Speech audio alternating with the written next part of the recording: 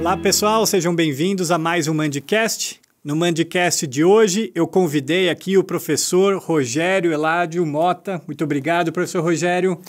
Eu que agradeço. Professor Rogério, professor aqui da Faculdade São Leopoldo Mandic, da graduação e da pós-graduação, mestre e doutor em farmacologia pela Unicamp, e vai trazer um assunto muito importante para falar com a gente, que é a automedicação. Os perigos da automedicação, né, professor? O que é a automedicação? A automedicação é o ato da pessoa usar um medicamento sem qualquer tipo de acompanhamento, orientação de um profissional da área de saúde. Então, geralmente, a automedicação, o próprio nome já diz, ela se dá por iniciativa própria, mas nós temos, entre aspas, alguns outros tipos, como, por exemplo, indicação de familiares, indicação de vizinhos, de amigos, entre outras situações, até mesmo uma pessoa vê uma propaganda bonita do medicamento e aquilo acaba influenciando para que ela faça o uso do medicamento por conta própria. Infelizmente, aqui no Brasil, é uma prática muito realizada, não é só aqui no Brasil, em vários países do mundo, mas aqui, indiscutivelmente, tem números assim que geram preocupação esse assunto e cada vez pesquisas têm mostrado que tem aumentado na população. Recentemente saiu uma pesquisa muito interessante de um instituto chamado Instituto de Ciência, Tecnologia e Qualidade. Foi feita com participantes de várias capitais do Brasil e lá eles viram que quando, principalmente os entrevistados, as pessoas mais jovens, até 24 anos de idade, quase 80% relatavam ter a prática da automedicação. Eles acharam outros dados interessantes, como também em relação ao nível de escolaridade, que quanto maior era o nível de escolaridade, mais era comum também essa prática. Em qual tipo de medicação? Geralmente, assim como essa pesquisa demonstrou também, a gente tem observado algumas pesquisas realizadas aqui na São Leopoldo Mandic, principalmente com anti-inflamatórios e analgésicos. Essa pesquisa em questão, o principal motivo do uso, né, da prática da automedicação era dor de cabeça. E quais são os perigos dessa automedicação sem essa supervisão médica? Existem vários perigos e problemas relacionados à automedicação. Primeiro é a própria automedicação, que pode, dependendo da predisposição da pessoa, provocar reações adversas, ou seja, reações aí indesejáveis em relação ao efeito do medicamento.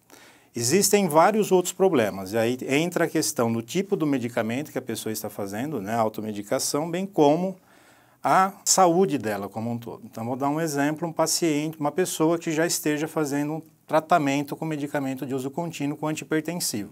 Se ela adota por iniciativa própria tomar um anti-inflamatório não esteroide, principalmente, né, com esse hábito, vamos assim dizer, de repetir isso por várias semanas, dependendo da predisposição dela, ela pode inclusive vir a ter situações aí de pico hipertensivo.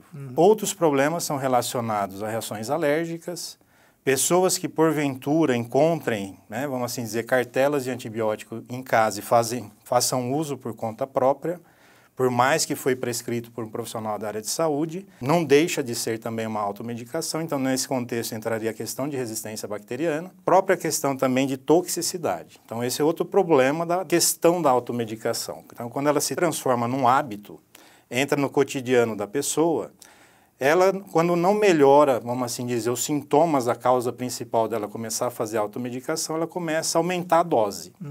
Isso foi demonstrado até numa pesquisa recentemente, no Serviço Odontológico de Tratamento de Urgência, que muitos pacientes que lá chegavam com tratamento de uma urgência, de uma pulpite, estavam fazendo uso de doses acima do recomendado, por exemplo, de alguns analgésicos. Então, essa é outra questão também. E casos, né, eventos muito mais preocupantes, que podem gerar até hospitalização e até mesmo óbito. E qual que é a relação da automedicação com a odontologia? Então, como você perguntou há pouco, Marcelo, da questão, né, de qual tem sido mais usado, o que se vê nas pesquisas, independente aí do país de origem dessas pesquisas, um dos principais motivos da automedicação é a dor. Então, aqui no Brasil, essa pesquisa mencionada há pouco, o motivo principal foi dor de cabeça. Quem nunca, né? Vamos assim dizer. Então, esse é importante a gente ressaltar. Eventualmente, tomar um medicamento para um alívio de um sintoma é uma coisa. O que nós estamos aqui mencionando no episódio de hoje é mais a questão disso virar um hábito. E aí que vem o problema, né? Então, nessa questão da dor, pesquisas recentes têm relacionado a automedicação com duas situações, dois contextos aí na área de odontologia. Um é o paciente com pulpite, com dor de dente, E aí a gente pode falar que nesse contexto entra outra questão, que além da dor, é o medo e ansiedade de algumas pessoas em relação ao tratamento odontológico. E isso a literatura aponta, né, que isso é muito comum na população mundial, e trabalhos relacionam esse contexto aqui no Brasil também. Então, vamos imaginar que uma pessoa começa a ter uma dor de dente e, num primeiro momento, não pensa em ir ao dentista, não gosta de ir ao dentista, vamos assim dizer. E ela começa a fazer essa prática da automedicação e vai repetindo por semanas, semanas e semanas. Então, entra toda aquela cascata de possibilidades, desde reações adversas, reações alérgicas, interações medicamentosas. Caso ela esteja fazendo uso, né, contínuo de um antihipertensivo, por exemplo, quando ela decide ir no profissional, ela já pode estar até com a pressão arterial alterada. Então, seria um outro problema. O outro contexto da área odontológica, que inclusive nós temos feito pesquisas aqui na faculdade, aqui na São Leopoldo Mandic, refere-se à questão de pessoas com disfunção temporomandibular. Dentre os tipos, vamos assim dizer, das DTMs, nós temos observado que para DTM muscular, em algumas das pesquisas realizadas aqui no dia de coleta de dado, então vinha o paciente, a gente apresentava a pesquisa, o paciente concordava com o termo de consentimento para se tornar um voluntário da pesquisa. Então tinha dias que nós, nessa fase de coleta de dados, mais de 80% dos pacientes que chegavam aqui e tinham diagnóstico de DTM muscular estavam com a prática da automedicação. Alguns relatavam, inclusive, que faziam isso já há mais de 2 meses, 3 meses, alguns pacientes relataram até 6 meses. Nossa. Então, são duas situações aí para os profissionais da área de odontologia que atuam com esses perfis de pacientes, que a literatura recente aponta que é um cuidado adicional para a gente se atentar aí no dia a dia no consultório. Pegando esse gancho, quais são os cuidados adicionais que o cirurgião dentista tem que ter com esses pacientes para que evite essa automedicação prolongada? Às vezes, por incrível que pareça, na anamnese, quando o cirurgião dentista pergunta para o paciente se está fazendo uso de algum medicamento, não é incomum o paciente vir no primeiro momento na mente dele, poxa, não faço uso de nenhum medicamento de uso contínuo, né? E nesse contexto, mesmo o paciente falando que não está fazendo uso, vamos assim dizer, de medicamento, se é um paciente que está com quadro de dor instalada, aí sim, fazer essa ressalva na anamnese. Olha, e para essa dor que o senhor está sentindo? É incrível, mas algumas situações nós vamos perceber que, para essa dor eu estou tomando sim. Mas aí não tem problema, né? Faz uns 20 dias. Faz uns 20 dias que eu comecei aqui, estou tomando essa cartelinha aqui, né? Obviamente, não é que o paciente queira esconder, mas é como a gente costuma numa anamnese, numa avaliação clínica da área de saúde, sempre associar a questão aí do uso contínuo de algum medicamento que a gente esteja fazendo naquele momento, né? Tá. Outra questão, Marcelo, desculpa, só para a gente finalizar essa parte, é a questão da própria pressão arterial. Então, voltando àquela ideia, o paciente já faz uso de algum antihipertensivo. Então, vamos dar um exemplo, um diurético. Então, tem pessoas, e está isso na própria bula, né, de alguns medicamentos, que fazendo uso de um diurético, junto com o anti-inflamatório, pode sim ter uma alteração de pressão arterial. Então, é uma outra questão que às vezes pode passar também, eventualmente, no início da anamnese, mas sempre importante também esse cuidado adicional com a avaliação dos sinais vitais, porque para algumas pessoas existe sim a possibilidade de ter ocorrido uma alteração da pressão arterial. Tá.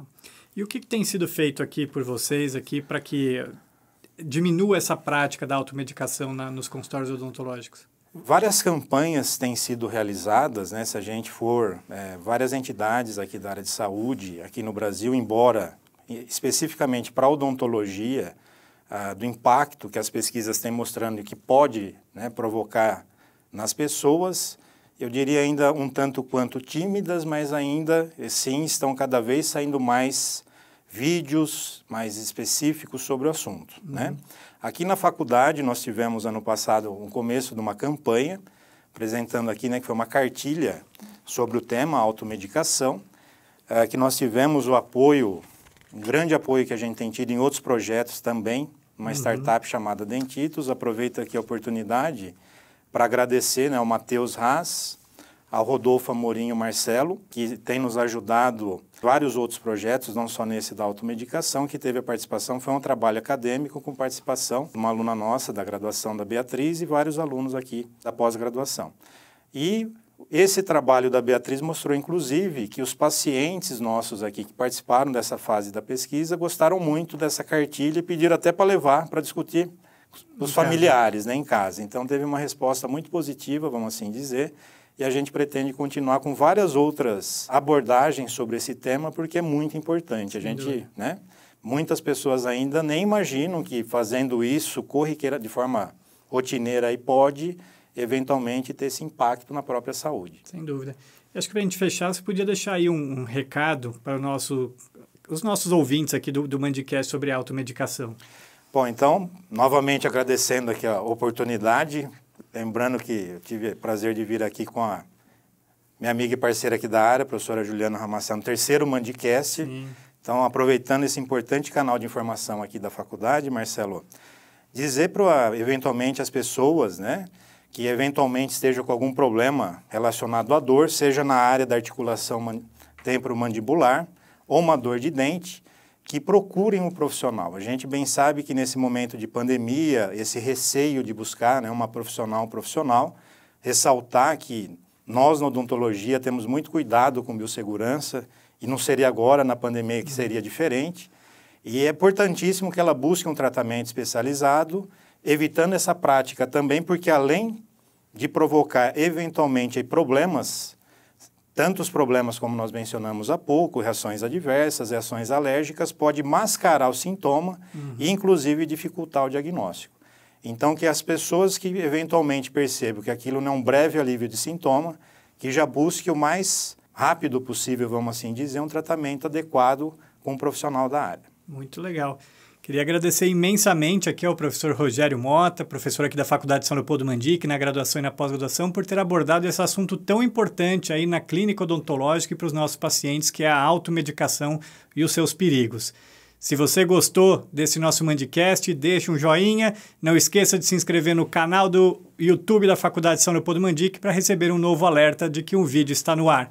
Um abraço. Um abraço. Até a próxima, Marcelo.